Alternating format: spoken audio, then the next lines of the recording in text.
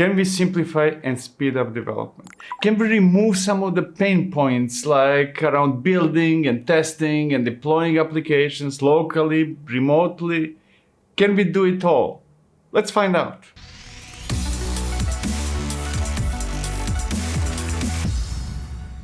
Garden does it all. It can help us define projects, build applications, run tests, run workflows, and even continuously synchronize local code with local or remote environments. Does that sound like it's too good to be true? Well, the good news is that it does indeed do all those things. Garden does it all or almost all related to development. Nevertheless, the question is whether it does it well. Should you use it? I'll answer those and quite a few other questions, but before I do, let's see it in action first.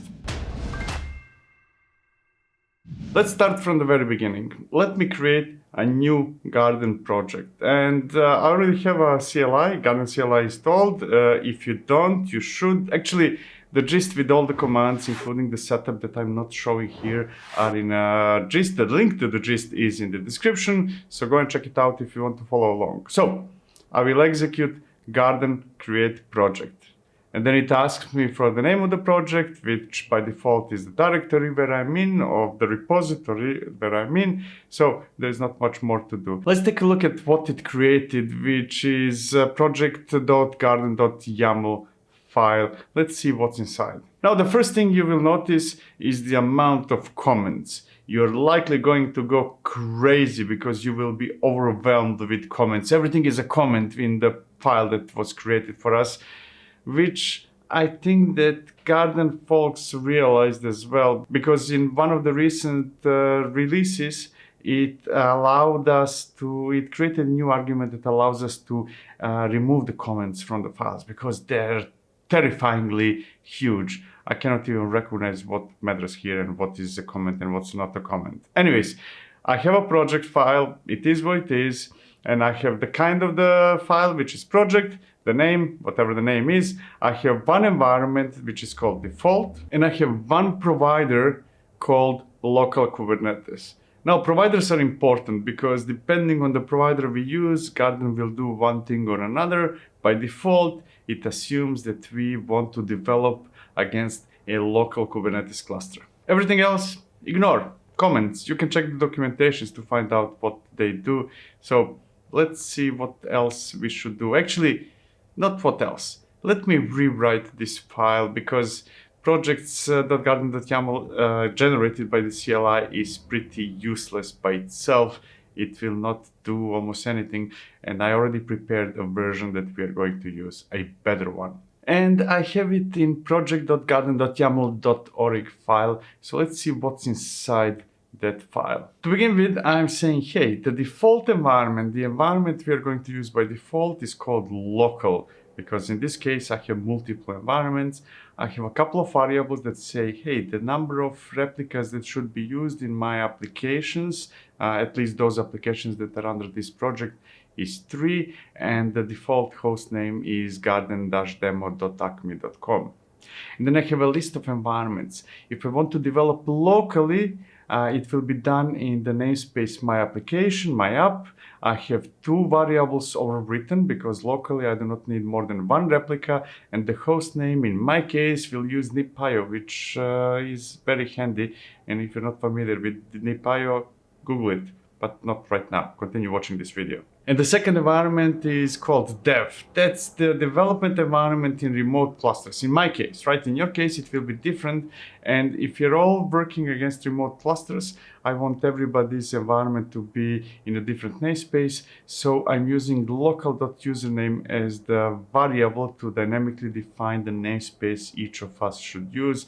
And the same 2 variables are overwritten as well. 1 replica, and the host name will be my username.garden-demo.acme.com. And then we have staging environment, which has production set to true because production environments, at least in case of Garden, behave slightly differently. The namespace is staging, and the host name will be staging.garden, etc., etc., etc. And finally, there is production environment, which will go to the production namespace. Now, in the providers section, I have two providers. Local Kubernetes, that's the one I will use locally in my laptop or desktop computer, and only the local environment should be used combined with this provider, with local Kubernetes provider. I will skip setting up ingress because that's a terrible practice. Please do not use, Garden does set up ingress for you by default, but please do not do that because most local Kubernetes clusters already come with ingress.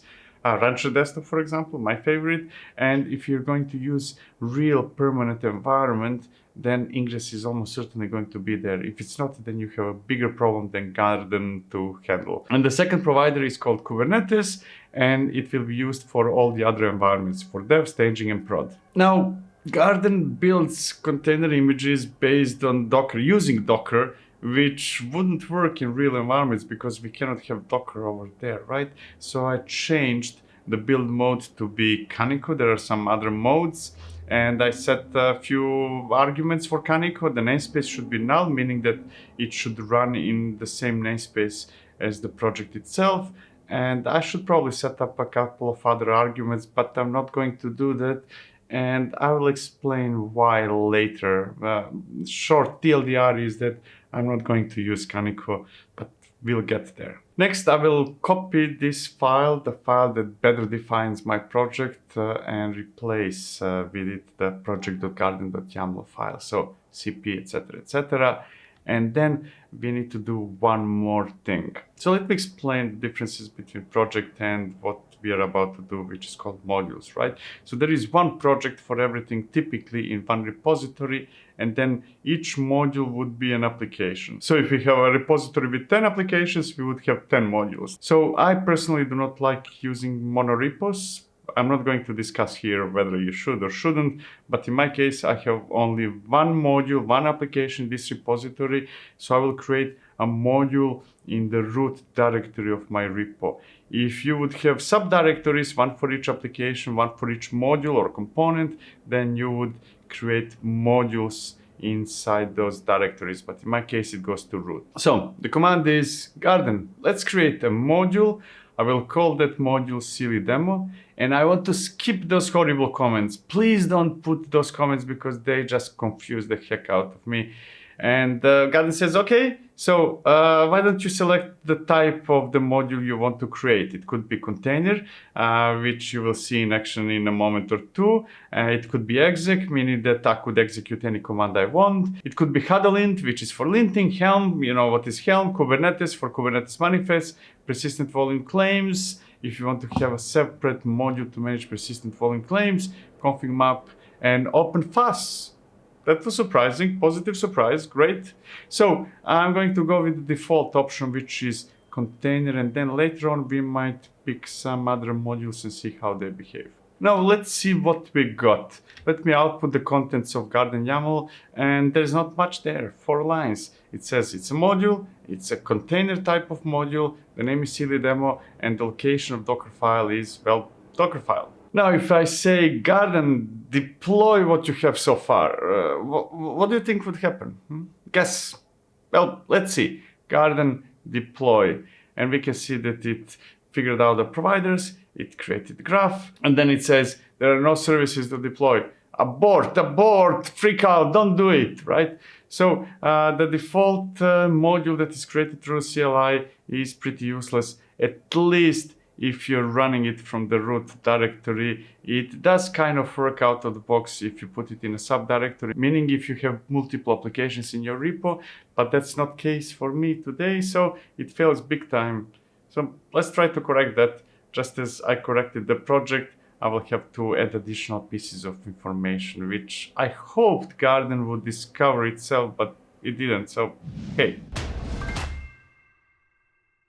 Now let's see my definition of the module, not the one I got through the CLI, and it's stored in garden.yaml.org. Now, just as before, it's a module, it's a container type, it has a name, and it has services. It could have services in plural, but I have only one service, meaning one application, right? Service is equivalent to Kubernetes deployment, more or less, within this context at least. I'm calling it backend. It has a number of replicas, and what the number of replicas is depends on the variables that are defined in the project. You remember that I said 3 replicas by default, but then for the local environment, for example, it could be 1 replica. Well, that's the variable right over here. I will open some ports, 8080. I want to define ingress on the root path, and the host name is yet another variable from the project file, and I want to have health checks again on root. Now this looks very similar to Docker Compose, and it is also conceptually very similar. Just as Docker Compose, when working with Kubernetes or with even Docker, transforms something into something else before applying it to the cluster or to Docker itself, this file, this module, will also not represent anything specific in a cluster, but it will convert this into typical things like deployment, service, ingress, and so on and so forth, right? So it is a client-side transformation of a simpler version of something into something more complex, different Kubernetes resources, and then applied to the cluster. So let me replace Garden YAML with the contents of Garden YAML org, the one that I wrote, and then I can execute Garden deploy. And doesn't work again. And it doesn't work because it depends on Docker, and I'm not using Docker on this machine. I'm using Rancher Desktop with nerdctl, and I have alias that says Docker should be the path to nerdctl because it has all the same commands. So it seems that Garden is not using Docker directly, but going through the socket of some weird things, because nerdctl should have all the commands of Docker itself. So it should work, but it doesn't. So let's see what happens if I tell my system to use Docker as Docker instead of aliasing nerdctl. Maybe that will help. So I'm going to change the alias of Docker and then Garden deploy again, and fails again. And I checked the documentation. There is no mention of Rancher Desktop of nerdctl, which is very, very, very disappointing. So I have no other option. I have 2 options actually. I can abandon Garden, or I can install and switch to Docker. Fortunately, Rancher Desktop allows me to use Docker instead of nerdctl, so that's what I'm going to do. Let me change the settings of Rancher Desktop and say, hey, use Docker Moby, and then Garden will hopefully work. And this will take a couple of moments, and while I'm waiting for my cluster to be, local cluster to be recreated and to use Docker and all the good stuff, we should take a pause. Actually, not pause. While this is running, you should subscribe to the channel, and you should like this video, and you should consider joining the channel for a price of a coffee. So please do that. Please do all the good things you do on YouTube to help the channel grow and to help other folks find this video, this channel. Thank you so much. And now that I switched to Docker for my local Kubernetes cluster, I mean Docker through Rancher Desktop, I can try one more time. If it doesn't work again, I'm going to give up, I promise. So Garden deploy, and there we go. It worked. Now I'm slightly less disappointed than I was before. Now let's see, what did I get? What is there? So I'm going to output with kubectl stuff from the namespace Garden demo my app, because Garden by default prefixes the namespaces that we specify with the name of the project. So it's Garden demo, name of the project, and my app, the name of the namespace that I specified. And I'm going to retrieve everything and ingresses as well. And there we go, right? I got a deployment which created the replica set, which created one pod, because I said 1 replica. I got a service, and I got ingress. So far what Garden does is what many other tools do: simplify somehow the manifests, and then transform that simplified version into what Kubernetes expects in the most common of the senses, right? It expects deployment and ingress and service, right? So it's the simplest possible application in Kubernetes, made a bit simpler. Now, one thing that is extremely important is that Garden did substitution, right? It first built an image, And then it remembered, created a random tag for that image, and then it created a manifest, and inside of those manifests, it replaced the tag of the image with the image that was built. And I can prove that. I can prove it to you that that's what happens by executing kubectl namespaces garden demo my app. I want to get the deployment that was created, which is called backend, and I'm going to output YAML. And if I scroll and find the reference to the image, we can see that now it is using the tag that was built specifically for this version of the application that I'm developing locally. It's v-paid3 something something, right? So it is doing that substitution: build, replace the manifests, or generate, in this case, the manifests, and then deploy them. Now, to be on the safe side, I'm going to output the URL, the address of my application, and copy it and paste it into browser, and I can see that it was indeed deployed and it is working correctly, and I'm faking that I'm testing now my application, seeing the result of the application that says this is a silly demo, because it is a silly demo. Now I'm going to delete all that, delete the whole environment, because I want to start over. For me, this container type of module is useless. And the reason is very simple. I'm not going to use it in production. I'm going to discuss later why not. But simply put, I do not want to use in production some random generated something. In production, I or somebody who understands Kubernetes is going to take it seriously and create Helm charts or customize, define everything, because the situation is really as simple as, hey, deployment ingress service, I need to have real manifests that define really well what I want to do, because it's much more than those few simple resources. So I'm going to execute garden delete environment and try to create a new module that will use my Kubernetes manifests as the base to help me develop locally. Same Kubernetes manifest that I should be using in production, right? That would be ideal, because I already have the manifests and I just want garden to help me use them locally in an easier way. So I have yet another version of garden.yaml called garden.yaml.k8s, and it is a module and it is called Kubernetes. The type is Kubernetes, actually. It's called silly demo. It has manifest section, right? This tells Garden what is the Kubernetes resource that should be managed by Garden, modified, especially with the tag of the image. And I'm saying, hey, it's apps v1 deployment, and the name is silly demo. And then I have the files section that tells Garden where to find my manifests. Now, this does not work as I would expect it to work. You see the commented entries? First, I tried to tell Garden, hey, there is a directory with the manifest, use that directory, but Garden complains saying, it cannot be directory. No directory for you today. Then I tried to use glob, saying, hey, that's the directory, and use all YAML files in that directory. But Garden also says, no, I cannot use glob either. You need to specify explicitly every single file that you want to consider as part of the definition of your application. So I had to specify separately deployment YAML, ingress YAML, and service YAML.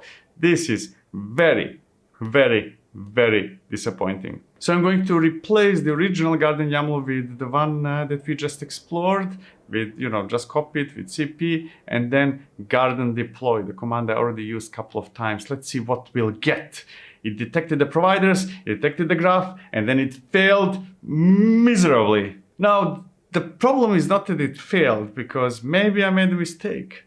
The problem is that it is very cryptic. It does not really tell me what's wrong. It says like spec selector it has a required value, and I already have spec selector defined. So it cannot be that. That's just misleading message. It says that spec template metadata labels also has invalid value, which is not true, because I tested those manifests. I can guarantee 100% that those manifests work. And it says that spec template spec containers is a required value, and again, I have the containers defined, so it is freaking out with cryptic messages that are very, very misleading. Now I'm going to try to fix this with the most common fix to all the problems in the software industry, and that's just try it again.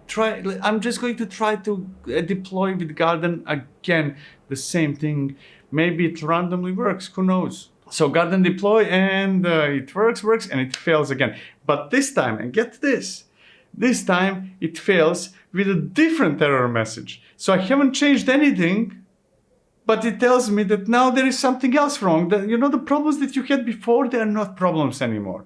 That doesn't matter, really. Now I have a completely different problem, even though you haven't changed anything. And that problem is that it cannot read the property min ready seconds. I do not know what that property is because it doesn't exist in Kubernetes.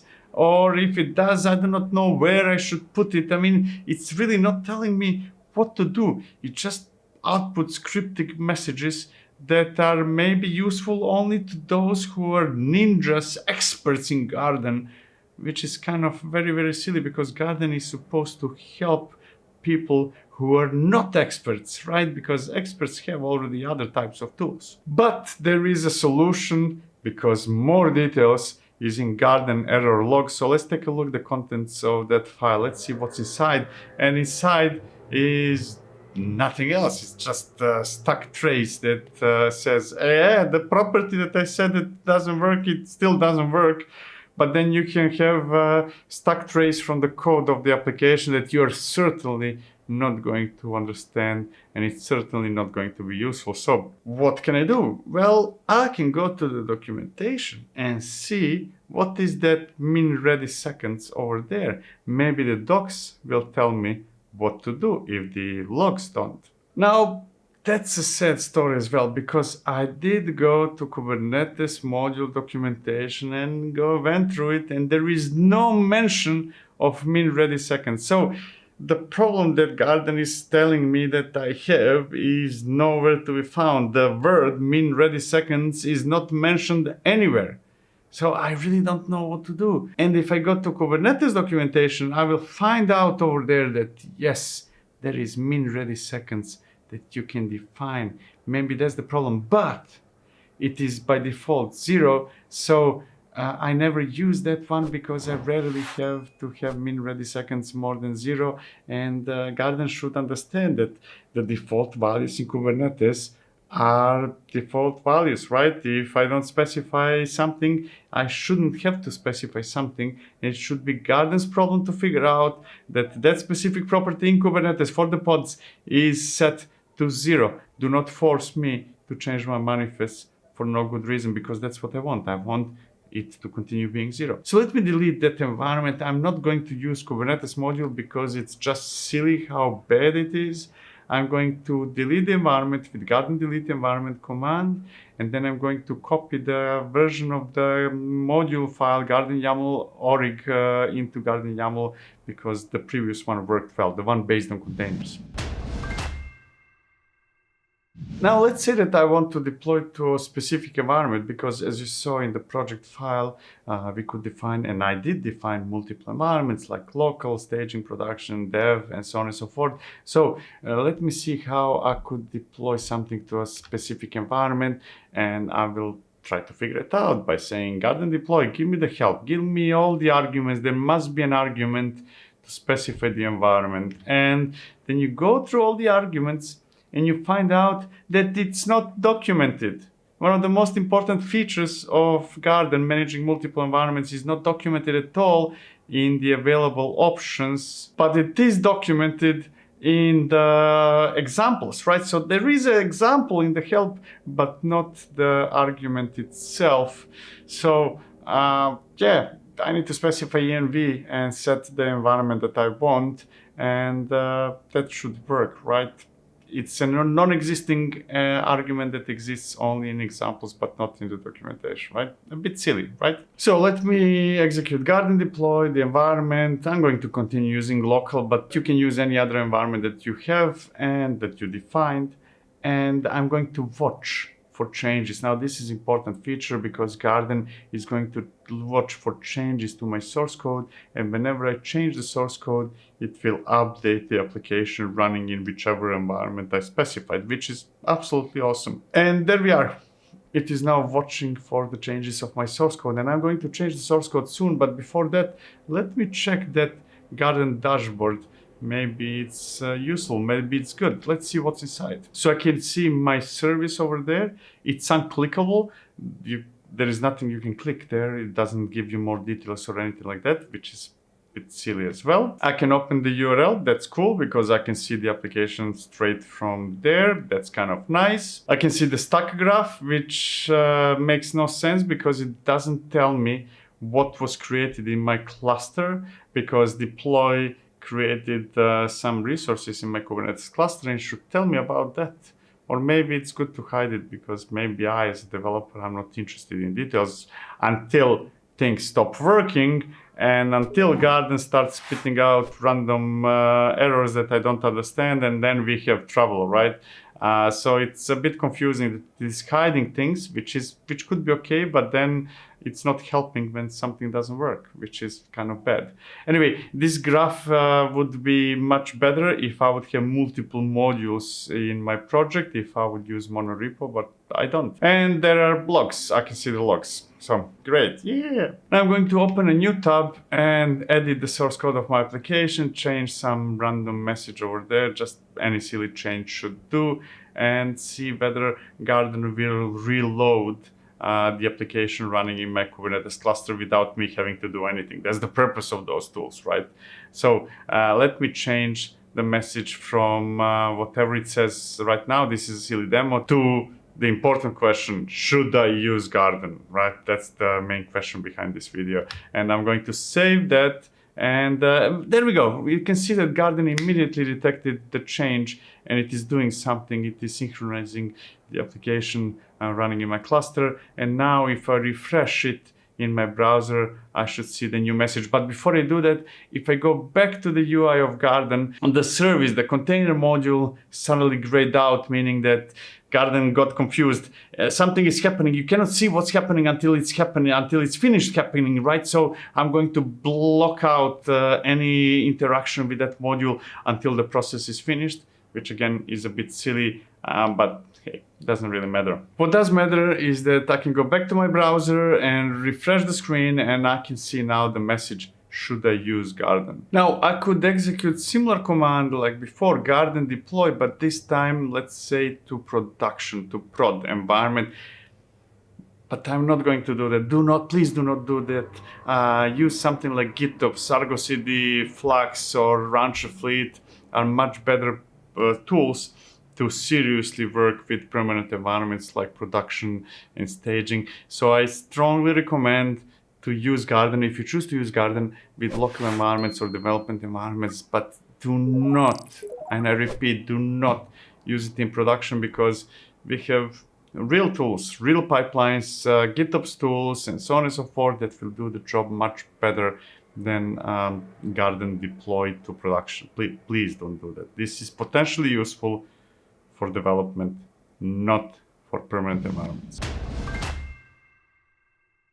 Now, Garden can do much more. It's not only about building container images and deploying something. It is about the whole workflow, at least while developing, so we can define tests, for example. So let me show you definition, modified definition of the module that contains tests. Everything is the same as before, but now there is a new section that says tests. And I have a simulation of unit tests and a simulation of integration tests. I'm not running real tests here because the output would be just the same. What does matter is that you can just execute some command, like in this case, echo, but it could be maven something or Gradle something, or go run tests or whatever you want. Or you can use one of the many helper functions in Gradle to make that even easier. What does matter is that we can have tests now in our processes. So I'm going to copy this file into Garden YAML so that it becomes used by Garden, and then I'm going to execute Garden deploy.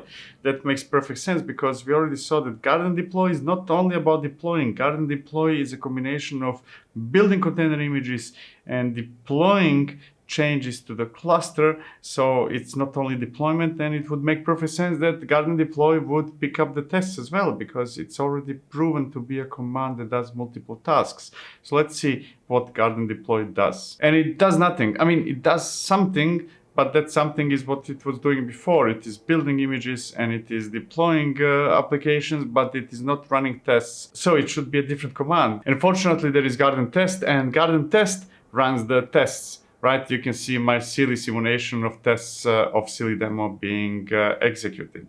So you want to test something, you can run Garden test. Why not, right? It's not part of Garden deployment. There are other commands that include testing, so it's not only Garden test, right? Now, there are also workflows, or what we commonly know as pipelines, right? Workflows is the same as conceptually what Jenkins does, what Circle CI does, what GitHub Actions do, and what Argo workflows do, and Tecton, and so on and so forth. So pipelines, what many people call CI or CI/CD. So yes, we can define a set of steps that are going to be executed by Garden, and that's defined as a workflow. So I have a workflow called my workflow, and I have some steps. First, I'm executing some script that just outputs a silly message, and then I'm going to execute a command, the deploy, that tells Garden to execute the same thing that I would get by executing Garden deploy, and then some other script, right? This is very silly, this is very simple, but you can see that it can execute some steps,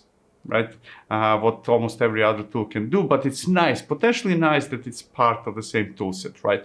We can define workflows. That's potentially great. And then we can run that workflow, those workflows with the command Garden run workflow and whatever the name of the workflow is.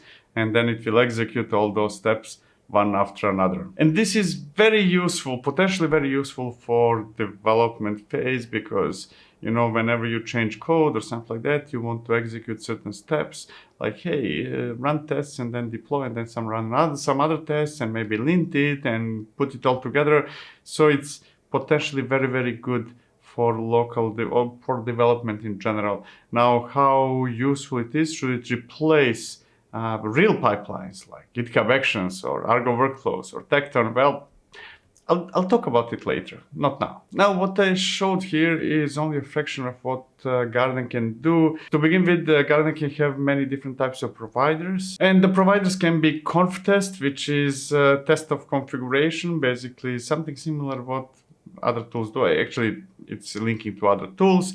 It can be container, which is what we explored most of the time. It's what converts simple manifest into whatever Kubernetes understands, while still being simple, because it's not doing really something spectacular in Kubernetes. It can be execute any command, had a lint that allows us to lint, gib. If you don't know what is gib, you probably don't need it. Kubernetes, local Kubernetes, naming container, Octant, OpenFast, Terraform, and Pulumi, right? So all those things, or a combination of those things, can be defined as your projects. And that's kind of great, or not. It all depends on how you define what you use Garden for. Is it only for the development phase, or also for going for real in permanent environments? I wouldn't use it for latter case, for permanent environments. And if I don't, then all those Terraforms and Pulumis and stuff like that are more or less useless, but it's there if you need it. So that's still great, right? And there's module types. We can define more or less the same as projects, which is a bit confusing, right? It can be exec, we execute anything, container. It can be config map, conf test, Hadlint, Helm, gib container, Kubernetes, Maven container, OpenFast, persistent volume claim, template, Terraform, and Pulumi, right? So there are quite a few integrations that Garden is doing. And some of them are done better, some of them are done worse, like container is done great, Kubernetes, but what can you do? Now, let's take a look at the prices. Is it expensive? Is it free? What is it? And it's both, right?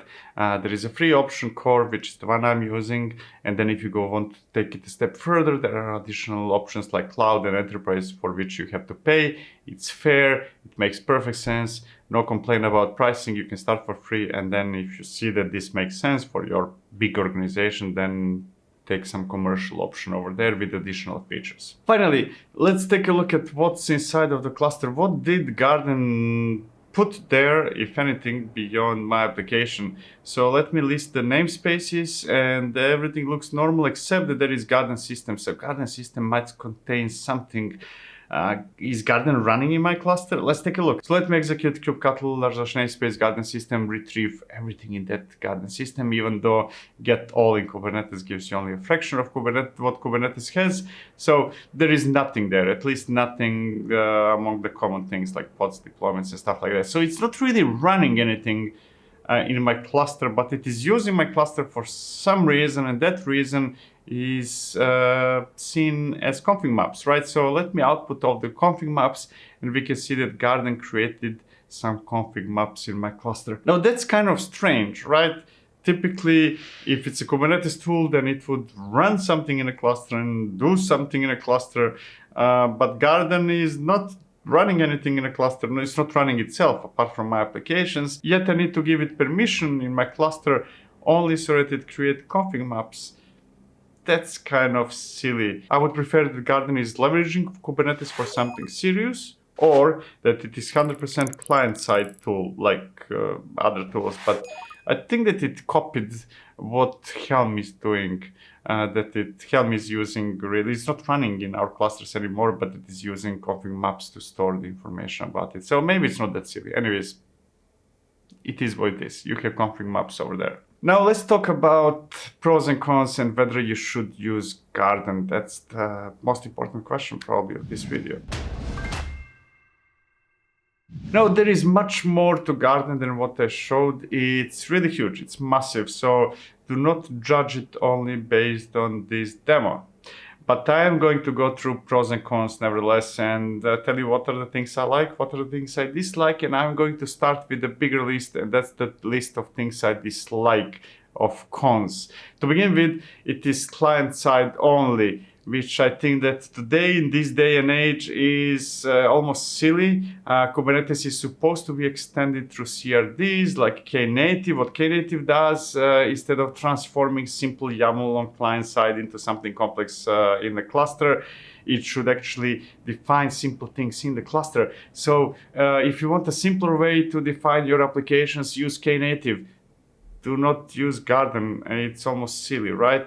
Or if you use Garden, use it as a Helm chart module or Kubernetes module, but Kubernetes module doesn't work. So, client-side transformations are not a good idea anymore, not necessarily a good idea. Now, with Garden, even though I didn't show that, we can define operators and helper functions and conditionals and so on and so forth. So that gives it additional power, but on the other hand, it is stretching the capabilities of YAML and makes me question if I use all those things, whether I should use YAML in the first place. So I'm not very fond of functions and conditionals and operators in YAML. That feels weird. That's why I didn't show it in the first place. It has some weird bugs that are so easy to detect that I'm surprised that they exist.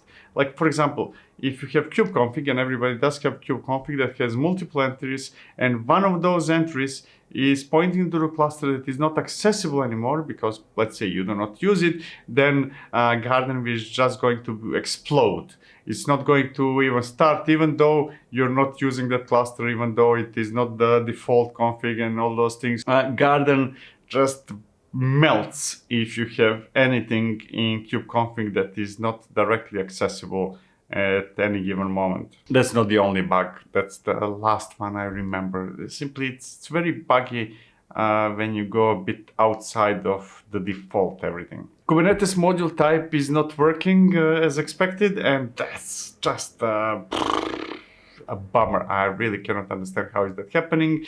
The documentation doesn't have much of examples. It is everything is described there, but not enough examples, really. It's really boring to read it. It doesn't work with nerdctl, which I might be the only person using it, but I bet I'm not. The project itself is massive, which is potentially great, but documentations do not follow that well, so it is very hard when reading documentation to figure out what matters and what doesn't matter, what are the special cases, what are not. So yeah, the docs do not really represent the scope of the project, and on top of that, the scope of the project is maybe too big. Even though Garden is targeting any type of environment, it works really well with local and preview environments, what people usually call development environments. Do not use it for permanent environments. That's not something you should do. Use GitOps for that. So I think that Garden should be focusing on development environments only and not try to be everything to everybody. And finally, workflows are not even close to be replacement for pipelines. They're very useful when developing, your laptop, your keyboard. So that could be great, but do not use it as a replacement for your pipelines for Jenkinses and GitHub Actions and whatever else you might be using. Now, that was a huge list of cons, but there are positive things. And indeed, there are positive things. The workflows that I complained about, they're actually very, very, very useful when working locally or in a development environment. It helps to tie things together and execute different types of tasks, especially whenever code changes. So workflows are good if you're limited to development environment. And it's massive, right? I complained that the size is too big, so not everything works really well, but still it tries to be very big, very massive, and that's a potentially good thing because almost everything you need to develop something is there, right? Except your IDE. So, all in all, Garden. I think that it has a lot of potential. I think it could be potentially amazing. It could be the best tool in its class, but not today. It's more of a project that you should keep an eye on than necessarily the project that you should adopt right now, but that can easily change a few months from now, maybe half a year from now. So I have great expectations of Garden, but I cannot necessarily recommend it today. It competes with tools like Scaffold and DevSpace and Tilt, and by the way, I have videos about all those tools. So if you're thinking about Garden, you might want to compare them with those tools, and maybe, just maybe, you want me to do the comparison. Let me know if you would like me to compare Garden with Scaffold and DevSpace and Tilt, all those four together in a ring, and see which one is the best one. Now when I think about it, that could be an interesting video. So let me know in the comments. Thank you so much.